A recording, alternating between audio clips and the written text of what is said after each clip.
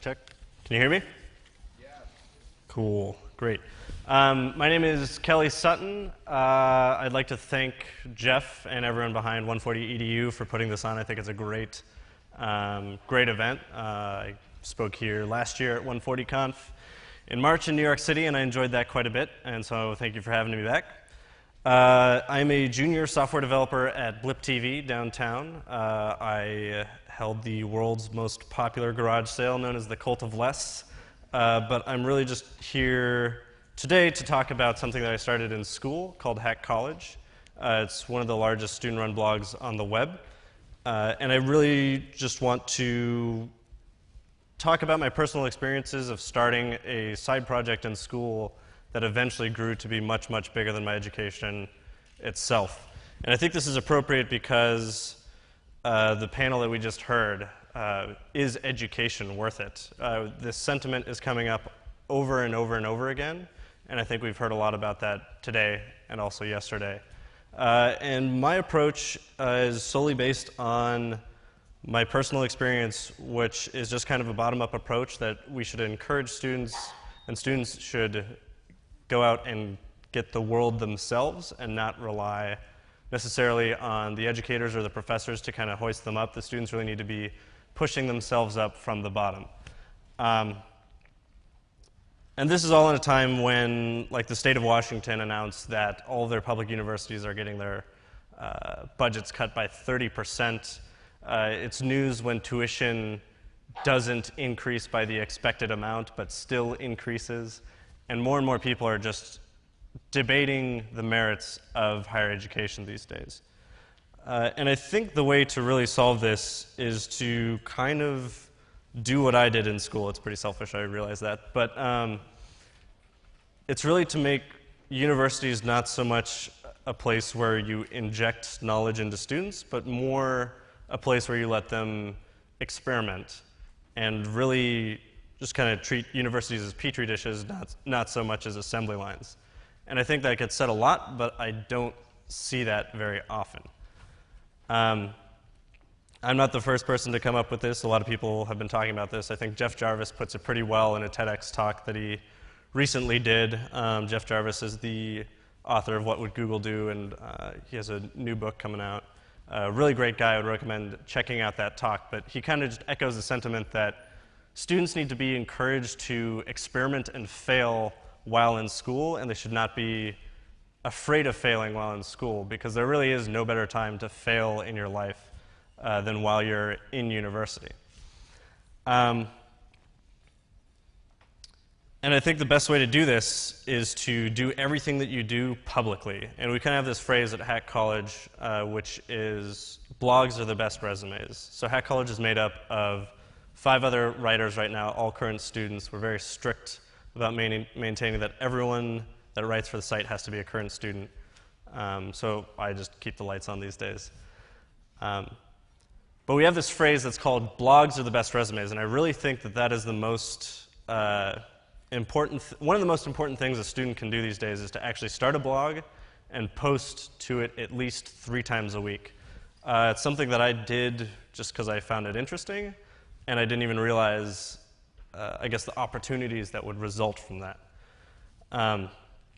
So that being said, I'll kind of like just dive into a little bit about like the beginnings of Hack College. If you're on your laptop right now, you can just go to hackcollege.com and check it out and follow along as I'm kind of talking about it.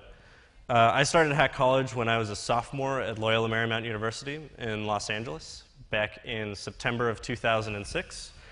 I had a personal blog at the time for about a month, and then I decided Hack College sounded cool, and I liked the site Lifehacker, so why not do Lifehacker for college students? And so I started that. I set up a WordPress site, and I just started posting to this site. And I didn't even know that Google Analytics existed, so I had no idea how many people were actually reading the site, which probably helped for the first 6 months. So I just kept doing it. It was kind of just a daily routine. And slowly but surely, we started to gain traction and kind of build ourselves into what we are today. And we're kind of infusing, I guess, not only the students that manage and write for Hack College now, but all of our readers as well, with some pretty radical ideas. One of the things that I'm very proud of that not even the Huffington Post can claim is that we actually pay our writers a decent rate. We pay our writers 25 cents a word. And these are current students. So rather than work-study jobs, these students are working for Hack College and making more money than they would at work-study. I think that's awesome.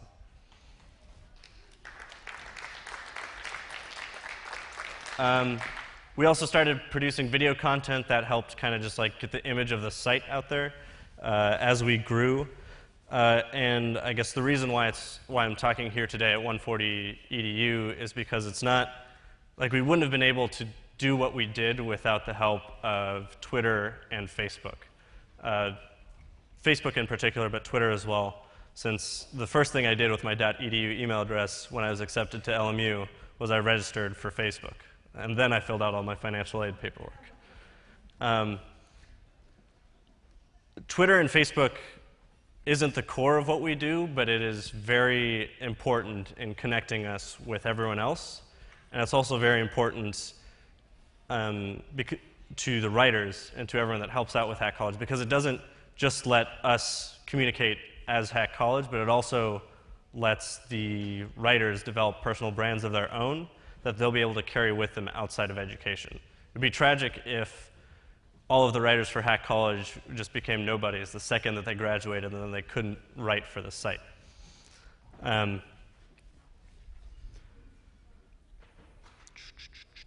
So over the past 5 years, and while I was still in school, I guess when you become popular, people want to work with you.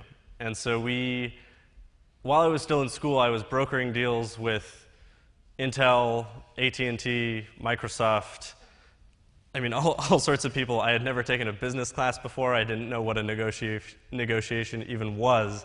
And this was all because I just started writing daily at a blog out of my dorm room just 3 years after Mark Zuckerberg created Facebook. And still to this day, the site is maintained and is even bigger than it's ever been before by current students both in the US and in Canada. We're to the point now where if Microsoft wants something from us, they have Steve Ballmer call us. One of our writers has sat in a room with Steve Ballmer, who's worth $14 billion just because we had a blog. What other college student could ever even get close to that opportunity if they had not just been writing for Hack College or any other blog out there for that matter? And I'll skip the rest of that. But I guess what I really want to offer today is a few concrete things that any student or any educator should take away, I guess just from my talk. And for students, the best advice that I can give, based on my own personal experience, might not be correct, but I think it is to just be prolific while you're in school. Everything that you do should be public. This includes papers. Try publishing your paper online and watch your letter grades raise from C's to A's. When you're doing, even just like the idea that this is going to be seen by the public, even though your mother might be the only person that reads it, the quality of work is going to increase dramatically, and you're going to want to write about it a lot more, because it's not just something that your professor that you might disagree with is going to read once and mark a letter grade on it and throw it out or give it back to you. It's going to be something that you kind of want the world to see. So just be prolific. Do everything publicly. Get your social media profiles on lockdown. Make sure you own your name on Twitter, Facebook, etc. And then for educators, it's kind of similar, and I'm not sure the laws regarding this. I know there are a lot of laws with student privacy and such, but encourage all of your students to publish everything that they do, even just papers, online. In fact, require them to do so. And also, don't be afraid of students that are experimenting with different formats. I think that's really, really cool, because not every idea is going to be able to be condensed into a 10 or 15-page paper. So that's my talk. I hope you guys enjoyed it. I'm just Kelly Sutton on Twitter. You can check me out also at michaelkellysutton.com. And if you have any questions, I'll be milling around the back. Thank you very much.